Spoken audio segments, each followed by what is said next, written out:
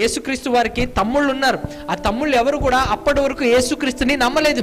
ఇప్పుడు పరిస్థితి ఏంటనంటే మరియమ్మ గారు ఎక్కడున్నారనంటే యేసు ప్రేమించిన శిష్యుడైన యోహాన్ గారి దగ్గర.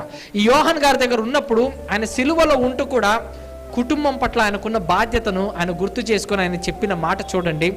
ఆయన వెళ్ళిపోతున్నాడు. వెళ్ళిపోతూ ఆయన అంటున్న మాట ఏంటనంటే శిష్యుడైన యోహాన్ గారికి తన తల్లిని అప్పగిస్తున్నాడు. ఏంటనంటే ఇదిగో ఇంక నుంచి అమ్మ నీ కుమారుడు ఈ అపోస్తుడైన యోహాన్ గారు. అలాగే యోహాన్ గారు కూడా ఏం చెప్తున్నాడంటే ఇదిగో నా తల్లి గారన్న మరియా ఇంక నుంచి నీకు తల్లి అని అనగానే ఆ మాటను యోహాన్ గారు ఎంత సీరియస్గా తీసుకున్నారనంటే మరియమ్మ గారిని వాళ్ళ ఇంట్లోనే యోహాన్ గారు పెట్టుకున్నట్టుగా, వారే పోషించినట్టుగా, వాళ్ళే చూసుకున్నట్టుగా చరిత్రకారులు చెబుతున్నారు. తర్వాత తమ్ముళ్ళు నమ్ముతారు, తర్వాత తమ్ముళ్ళు సంఘంలోనికి వస్తారు. అయినా కూడా యేసు వారు చెప్పారు